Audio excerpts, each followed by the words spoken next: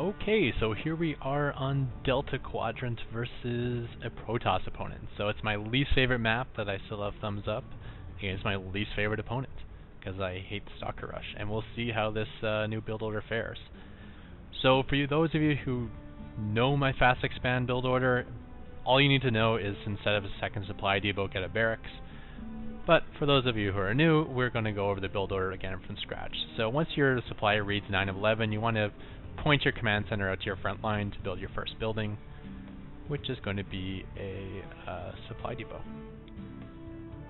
So building the supply depot with front line, and then you want to continue to just make SCVs. And then this front line SCV, if you're on like a 2-player map versus Zerg, or another map where you can scout him quickly, you may want to check to see if he's 6 pooling with this SCV, but otherwise just send him back to your front line. Or send him back to your mineral patches. And yeah, at this point, all we're doing is building SCVs non-stop. And you'll be wanting to build SCVs non-stop this entire build order. And then when you reach about 300, you want to send out your SCV to build your command center. That was a little bit late, but not that late. So that's your second building, command center at your expansion.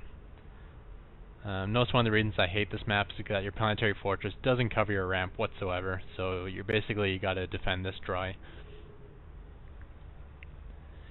And then you want to build your first refinery as soon as you have money, and your second refinery as soon as you have money. Always keeping SCV production going that entire time. So your next building typically would have been in the second supply depot, but now with this new build order, you're wanting to build a barracks.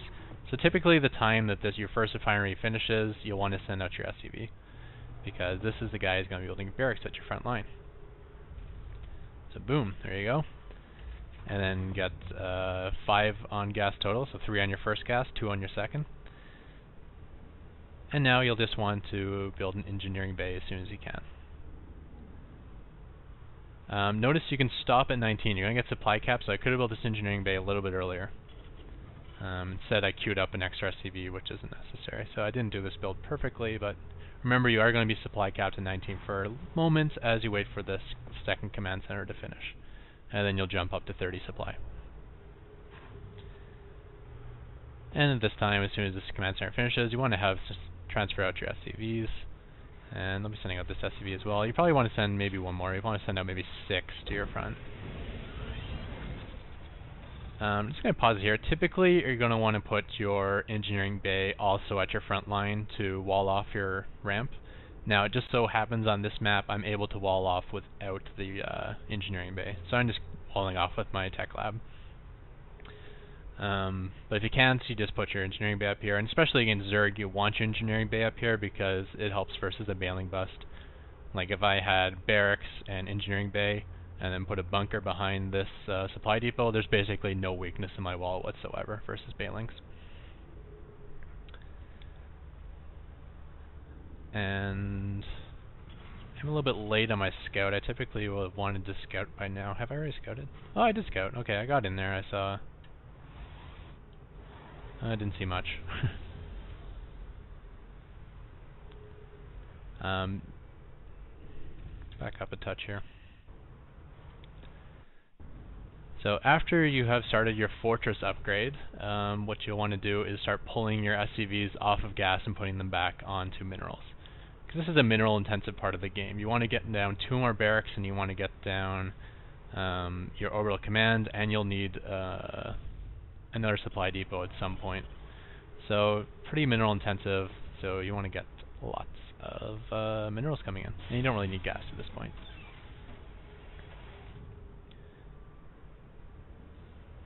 So I am getting another scout in, and this time I'm going to get a good view of 3 gateways. So now I know it's going to be stalkers and not void rays or anything of the like. So I'm pretty happy to get out marauders. But if you look, I'm already in great shape. I already got my bunker down.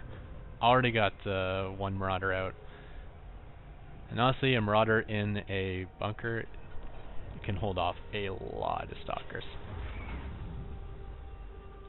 Notice how I fixed my rally point here. Using shift click for rally points can help in cases like this. Make sure he pops out on the right side, and then then move it into the bunker. Because you notice my first one went out on a weird angle. And as I make Marauders and as I want stim packs, I put some of my guys back on gas after I got my second and third barracks down.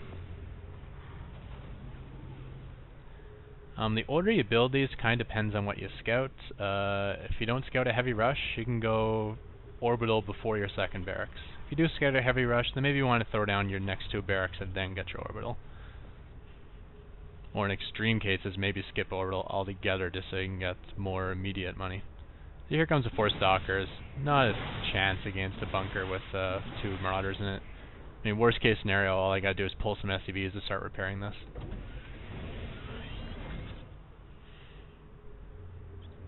So yeah, that's more or less my fast expand build.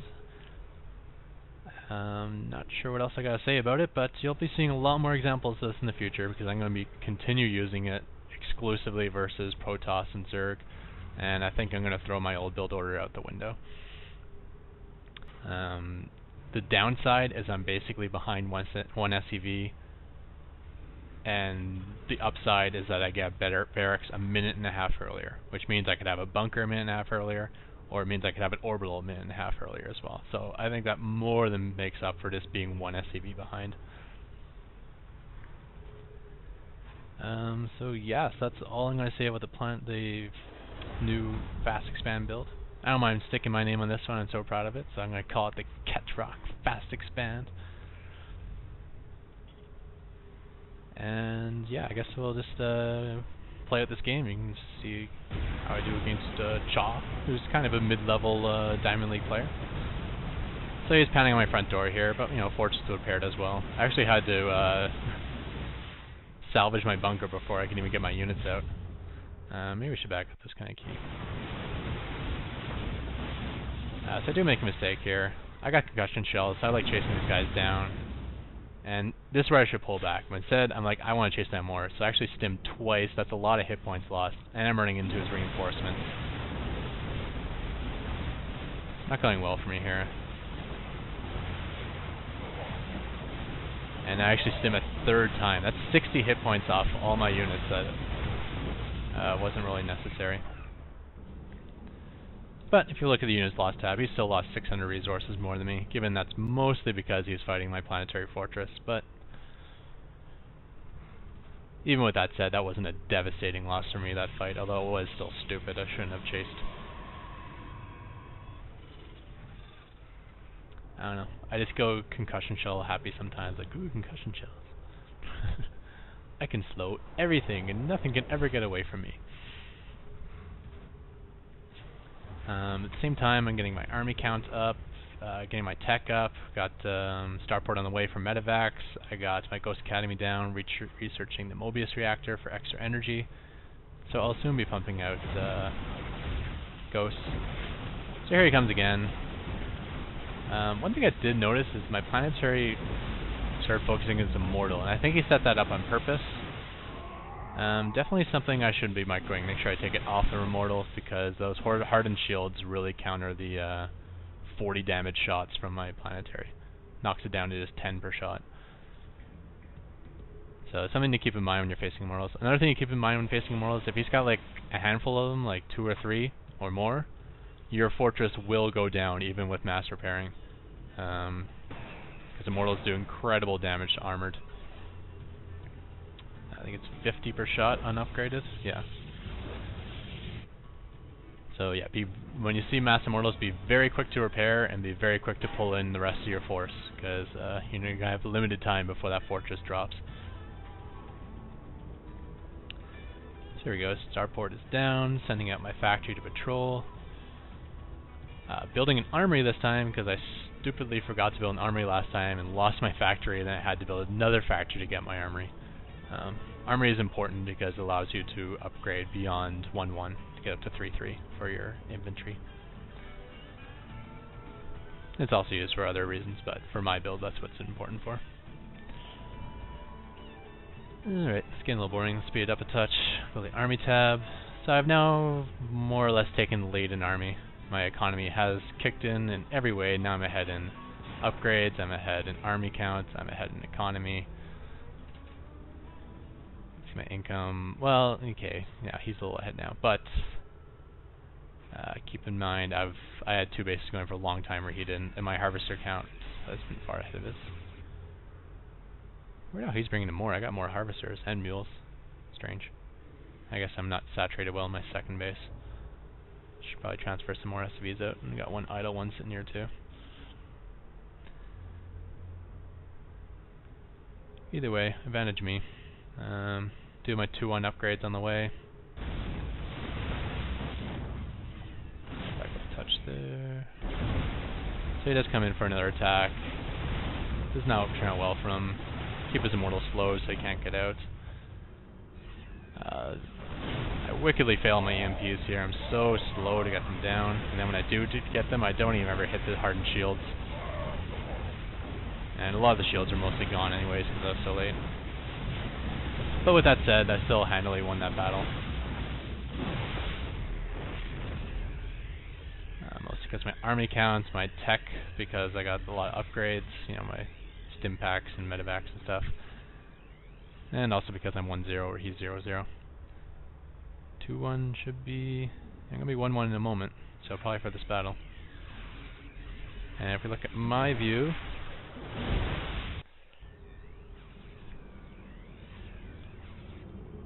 he's actually going to be in trouble here. Because I get the spot. You see that? There they are, Immortals. Hello, EMP. Goodbye, Immortals. And with basically no reinforcements, that is a quick, easy mop-up game. So, I feel justified showing a replay like this. I feel like all I do is show replays where a Protoss just obliterates me early game. But that's not always the case, and now it's especially not the case with my new build order. Hope you guys try it out. I love it. I feel like I've broken Starcraft with it. It's so good. So, enjoy, and yeah, I expect I will be making probably top 5 in my Diamond League now, because honestly, a lot of my losses, I would say the majority of my losses are just dying to early rushes. It's very rare that someone just kind of out-macros me in a large game. It does happen, obviously, but it's a rarity. So now that I think I've sealed up my early game and still keep my economic edge, I'm feeling really excited about what the future has in store. Also, Blizzard released the top 200 players on the US server. That's of all divisions, because you don't really know what you are. And if you're number 1 in Diamonds, like, you could be number 2,000 overall. You don't even know. So I was panning through that list and actually saw a few names there that I recognized. I've played a few of them and beaten a few of them. So that makes me feel good, and I will keep that list handy, and next time I face one of the top 200, I will probably cast it for this. Also, yeah, this is a kind of a different video, as it wasn't just a match, it was a build order, so I didn't answer any questions, but I will be continuing to answer questions, so keep sending them, and they will be answered in the following videos. So, yeah, I'm going to end this video. Thank you, everyone, and yeah, I'm wicked psyched to continue using this Fast Command build order. In fact, I think I'm going to play a little more now. Alright, bye, everyone.